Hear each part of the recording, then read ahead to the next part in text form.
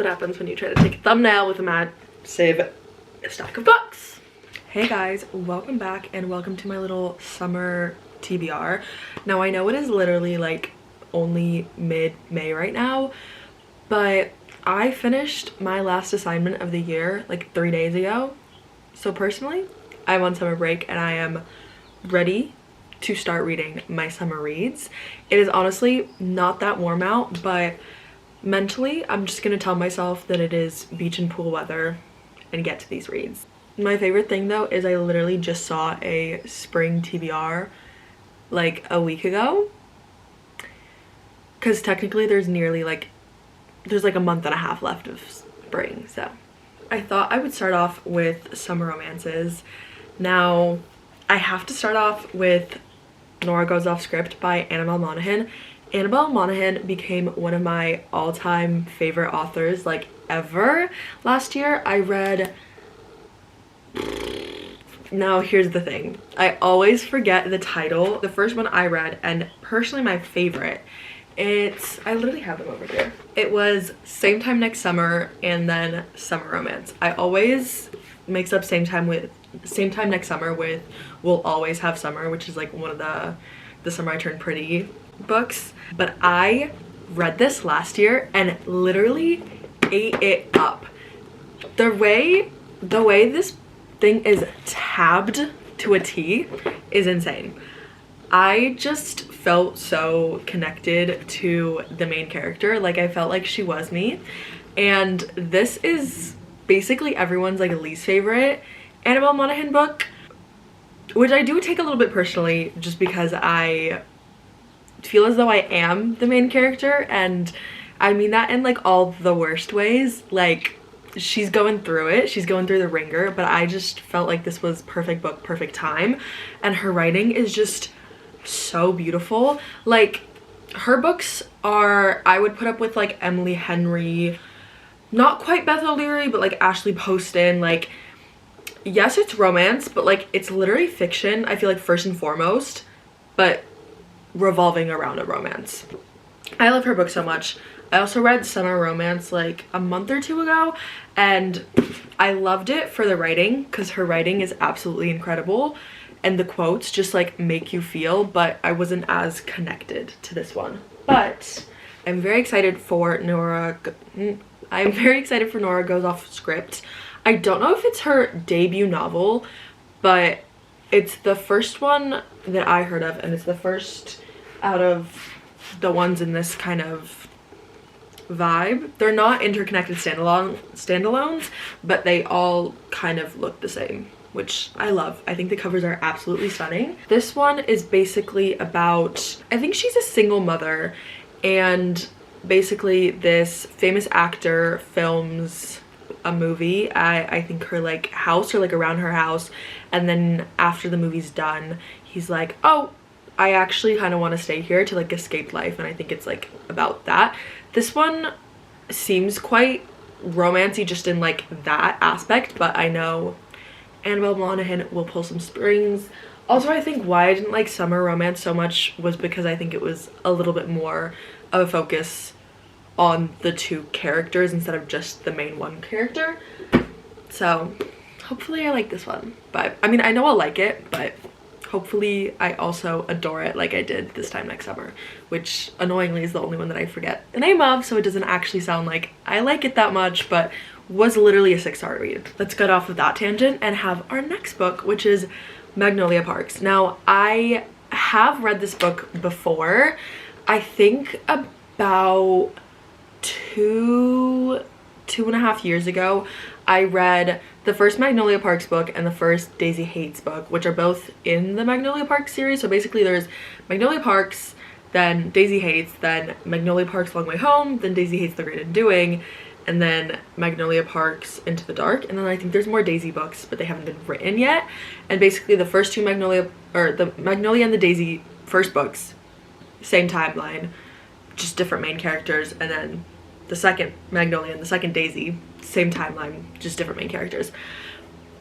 Basically, this series is about a group of stuck-up rich London socialites and it's just their drama. It is an immensely dysfunctional and toxic relationship, and the first time I went into reading this book, I was like, oh, I'm gonna read it like for shits and gigs, because I was like, oh, I probably won't enjoy it because like I've heard they're absolutely insane. I went into that, and I think I was like 17 at the time. It was like 2-3 years ago.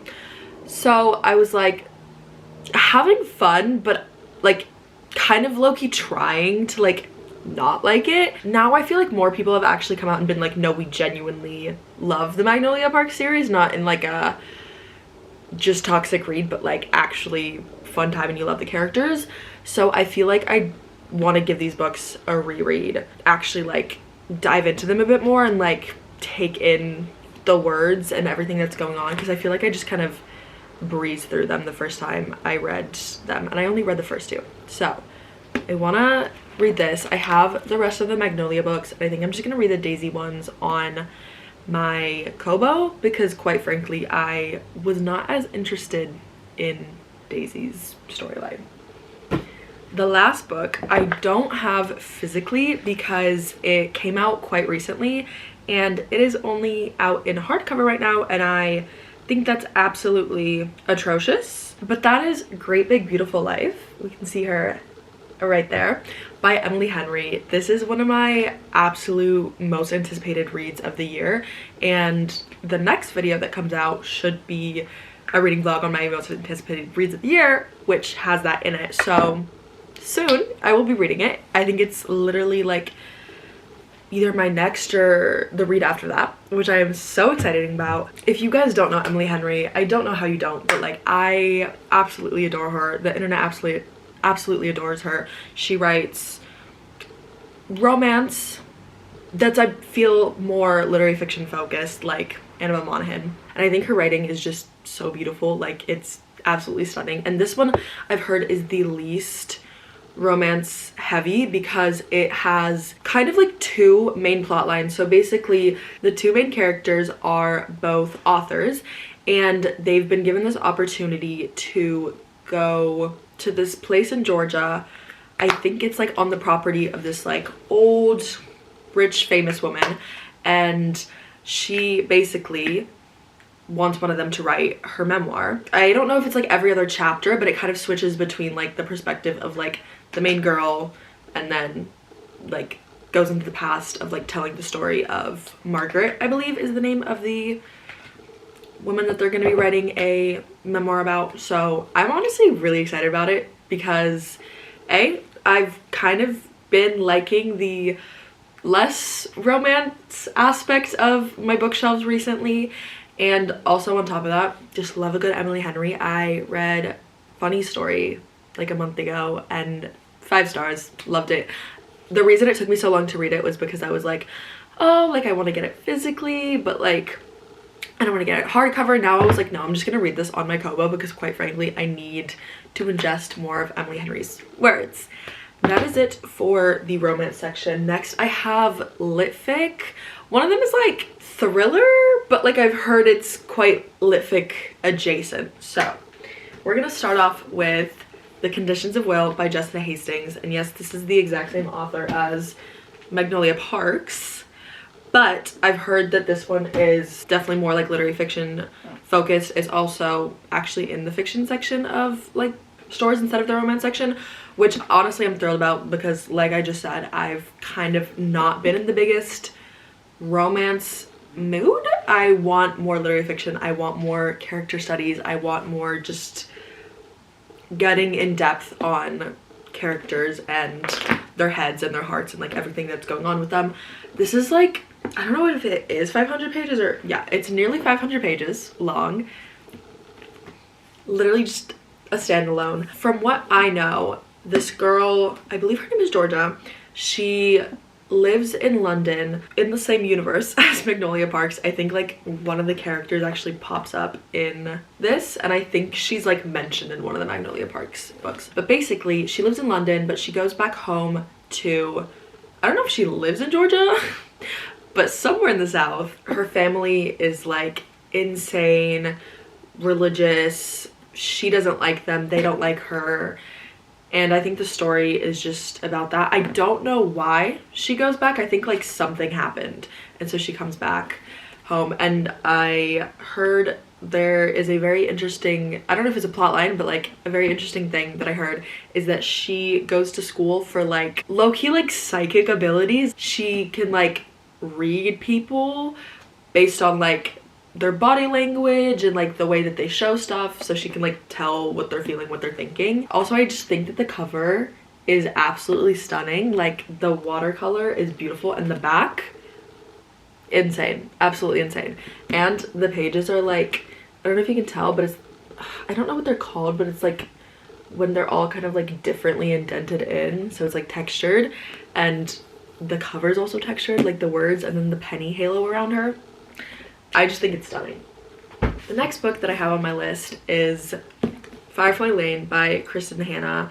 This book and other Kristen Hanna books have been making their rounds on BookTube a lot this past year, and I am so excited for this book. If there's one thing about me, I love a book that follows best friends just throughout their life. So I think this book has like a few parts, and each part is like a different decade of life. There's like the 70s, 80s, 90s. So you go through all of these different parts of these two girls' lives and like them as best friends. I'm so excited. I heard it's absolutely heartbreaking, and I love a heartbreaking book, and I love a thick literary fiction, and I love just going in depth on two characters. So I am so excited to read this. I also have The Nightingale and do want to read more Kristen Hanna books, but this is my more like immediate TBR, because I feel like it just gives summer more than like a World War II story, which is The Nightingale. The next book I have, I feel like I said this for every single one because this is my like immediate summer TBR. I am very excited for it. And that is The Wedding People by Alison Esbach. First of all, I also absolutely adore this cover. I think it is stunning. And it won, it didn't win, but it was one of the Book of the Month finalists for 2024 last year. So on the back, I don't know if you guys can see, but it has this like cool design that's in the light that says the Lolly finalist 2024. I don't know what Lolly stands for because Book of the Month does not spell out Lolly, but hey, it's really pretty nonetheless. From what I've gathered, this book is also very emotional. I don't know if you can tell, but I love a good emotional read. It is about this girl who goes to a hotel to, I believe, end her life. She finds out that every other guest at this hotel is here for this wedding. The bride of the wedding basically somehow like figures out what the girl, what's her name? Phoebe. She finds out that what Phoebe's planning on doing here, and she was like, no, you can't do that. First of all, that's awful. Second of all, she kind of doesn't want her wedding weekend ruined, which, you know, valid enough. And it kind of follows that story, and honestly, I'm just really excited. I love a good emotional tale. I am not a big hardcover person, but the Book of the Month hardcovers are just so stunning to me because, first of all, I love that they all have that. They're all the same height, so they all like fit. I hate when books don't like have other book heights and book vibes that like fit together. That's why I'm like, these are so beautiful because the spines go all together, the covers all go together, like it's perfect. So I love a Book of the Month hardcover because like they're so pretty, so stunning. So that's, I want to read this one like soon, soon. I want to read all these soon, but like I feel like I've just got myself excited for this.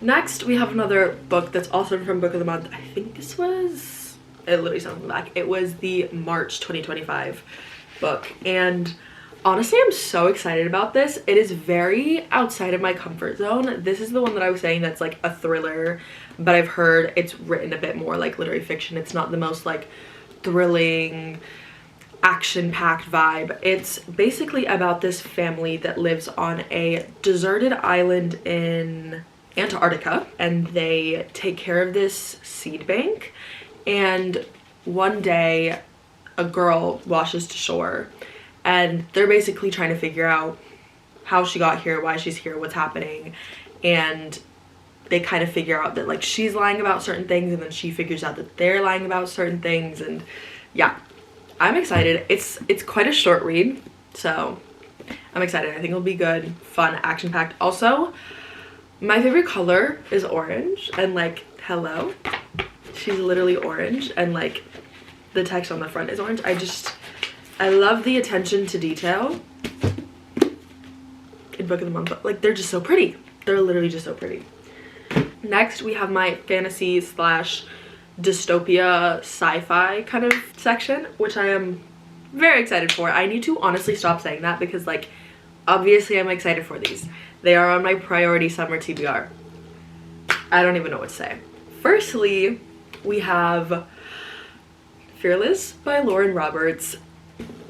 One of my all-time favorite books of 2023 was Powerless by Lauren Roberts, which is the first book in this trilogy.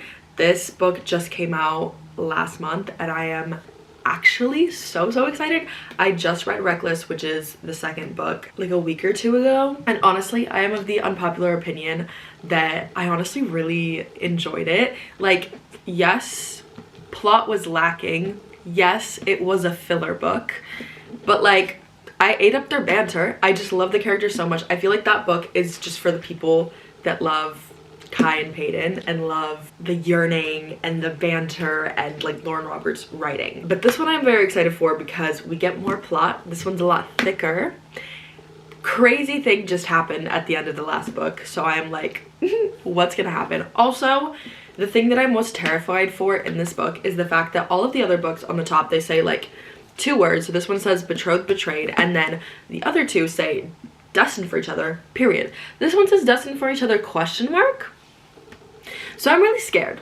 Also, because it is the 3rd book in a series, I can't really say much about it without spoiling others, but basically the first book is kind of like Hunger Games-esque. There's like, not really Hunger Games-esque, but like there's trials, it's romantasy, there's tension, it's fun. She is an ordinary and he is supposed to kill ordinary, so there's like, you know, enemies to lovers. I am so excited. Also, this edition, I had to, like, I hate hardcover and I wasn't gonna buy this because it was hardcover, but then I saw this and I said, okay, yeah, I need to put that up with my like beautiful hardcover displays because quite frankly she's stunning, but I will be getting the paperback to match my other paperbacks once that comes out, because like, hello. Also, the inside jacket, this also scares me because they're in the bowl, which is like the arena that they were in for the trials. So I'm like, do we have trials again? What's going on? That's clearly Kai and that's clearly Peyton, and I am scared because they were finally getting along. I had to charge my camera battery, so I don't know if the angles change a little bit, but we're back. And the next book that we have is Ninth House by Leigh Bardugo. Leigh Bardugo is 100% one of my favorite authors, and I think this is just going to test that a little bit more because one of my all-time favorite books ever is Six of Crows. I literally love the entire Grishivers world series, the whole 7 books of it, so much so I am excited to read a adult fantasy from her. And this is the first book in the series. I don't know if it's gonna be more than 2 books, but currently there's just 2. It's Ninth House and I think Hellbound. I'm not completely sure about that, but it's a dark academia fantasy. I believe it's set in Yale, and it's like all the different Yale secret societies, and there's like a dead girl on campus and they're trying to figure things out. So it's like mystery, dark academia, fantasy. I'm very excited. Also, I think the cover is so cool with the snake. I know Leigh Bardugo is gonna do it again, so I'm very excited to read this. This came out far too long ago for me to just now be reading it, but I've literally had my eye on it since before release date, but I've just been like, oh, I'm not ready, because I'm like, when I have a book that is really anticipated, I always just get scared. I'm like, oh, I have to read it at the perfect time. But I think this summer I need to finally actually read her, so yes. Then we have Silver Elite by Danny Francis. I believe this is their debut book, and I am honestly very excited for it because first and foremost, look at those sprayed edges. Okay, yeah, they are beautiful. And second of all, this is a dystopia. I feel like there haven't been a lot of like dystopias coming out recently, and I feel like there was, you know, the big rage of YA dystopias back in like the Hunger Games, Divergent, Maze Runner era, and I am so excited for it to be back because I'm a big dystopia girly. I love dystopias, and I'm just like, I'm ready. I low-key know nothing about this. Let's read the inside. I was just like, saw that it was a dystopia and saw the sprayed edges, and I said, you're coming home with me. The first book of a sizzling dystopian romance series, psychic gifts are a death sentence, and there are rules to survival. Trust no one, lie to everyone, and whatever you do, don't fall for your greatest enemy. Ren Darlington has spent her whole life in hiding, honing her psychic abilities and aiding the rebel uprising in small ways. On the continent, being modified means certain death, and Ren is one of the most powerful mods in existence. When one careless mistake places her in the hands of the enemy and she's forced to join Silver Block, their most elite training program, she's finally handed the perfect opportunity to strike a devastating blow from inside their ranks. But training for Silver Block can be deadly, especially when you're harboring dangerous secrets and living in close quarters with everyone who wants you dead. Okay, so low-key, is it giving this, but like dystopia? Because, okay, in this, it's people without abilities get killed, but in this, people with abilities get killed. Here, the people with abilities are called elites. This book is literally called Silver Elite. So that just makes me even more excited. Also, like, I love the shine. I just think it's so pretty. I love a dystopia. I am actually so freaking excited. Next, we have Sunrise on the Reaping, which I am currently reading and 50% through. It is the new Hunger Games prequel that is set in the 50th Hunger Games, which is the second quarter quell, and it is Haymitch's Games. I have not been so excited for a book in I don't know how long. Like, genuinely, most anticipated read of the year, most anticipated read of so many years, because I love the Hunger Games series so much, and my favorite character ever is Haymitch. Like, yes, I was very excited for Ballad of Songbirds and Snakes, and I loved it, 5 stars, but obviously I didn't like Coriolanus Snow. So going into this, loving Haymitch, and also like knowing he's the victor, knowing that that means that 47 of the other children in the games have to die, and like being connected to them. Also, like, we know other things about Haymitch's life, and I'm like, ah, I am so scared. I'm 50% through and I am terrified. I think they are, yeah, no, literally they just went to bed and they're about to wake up and go into the game. So I'm really scared. I'm really scared, but literally most anticipated book ever. First book of the summer. I'm so excited. Then we have Assassin's Blade and Heir of Fire. These are both in the Throne of Glass series. Assassin's Blade is the books that come before a series. That's literally what this is. Prequel? Why does that now sound wrong? Sequel, prequel, yeah. Assassin's Blade is the prequel to the Throne of Glass series, but I've heard you should either read it first or third, and I read Throne of Glass and Crown of Midnight first, so I'm gonna be reading it third, and then Heir of Fire is the 4th book. I have to say, crazy unpopular opinion, I don't actually like the Throne of Glass series. I just feel like nothing has happened in it, like at all, plot-wise, in the first 2 books, and I literally, like, I don't know, like about 700 pages of it that I've read so far. Not a singular plot point has risen. The one person that I like is like everybody's least favorite character. So, you know, I'm praying that the prequel makes me like Selena a little bit more, because I don't like her at all. I find her boring, even though people say that she's like the most interesting Sarah J Maas character, one of the best like fantasy female protagonists of all time. I think she's so boring. I'm sorry. Maybe that'll change. I hope it does. That's why we have the prequel, to maybe give me a little bit more backstory, maybe feel a little bit more attached to her. And I've heard Heir of Fire is when the action kind of starts coming in a little bit more. So I'm praying that these two books actually get me into the series, because I do want to like it, because it's an 8-book series. Everybody loves it. I love a good fantasy. I love a long fantasy series. I'm like in the mood, but just currently I don't. So our next and last little section is new releases. So this is absolutely any genre, just the new releases that I'm very excited for. Actually, it's funny because the first two on here are not new releases anymore, or they're new releases, but they're not yet to be released. The other two are gonna be released during the summer. These two have already been released, one of which I already talked about. I don't know why it's on here twice, but Great Big Beautiful World is on this list. And then the next book is My Friends by Frederick Bachman, which Frederick Bachman's books have never come out in hardcover before, I don't think, but this one is. So we will be reading it on our trusty Kobo again. I am so excited. I honestly don't really know a lot about this one, and I want to go in pretty blind, because Frederick Bachman is, I think, like, honestly, like top 3 favorite authors of all time now.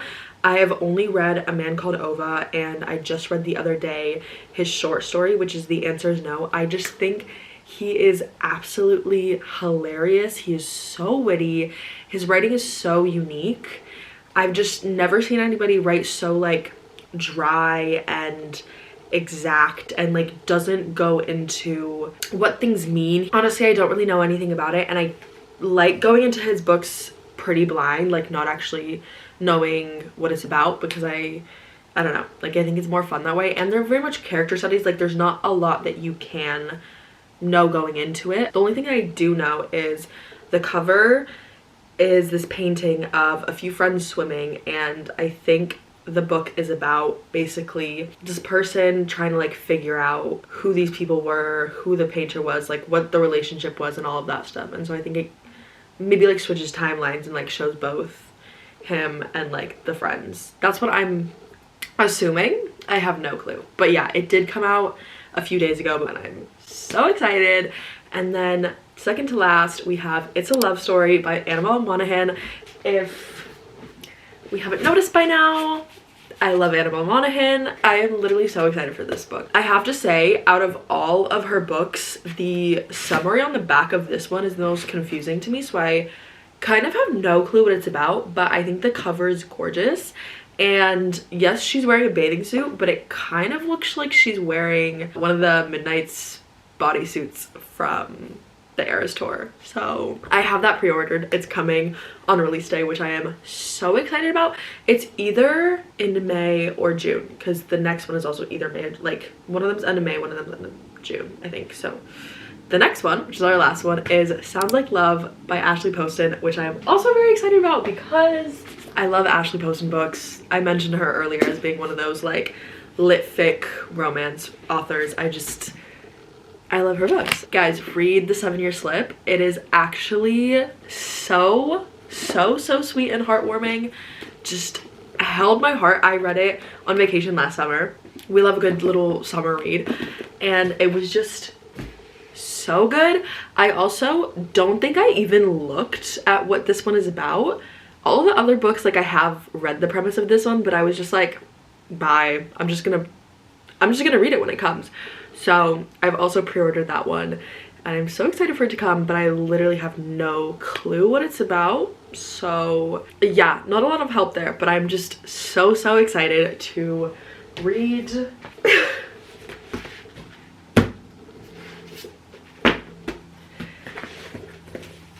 these books, and honestly low-key quite a lot more that I don't have physically. Was this me kind of trying to do a physical TBR so that I, you know, read some of the books that I have physically and like help my like bought books to read books ratio a little bit more?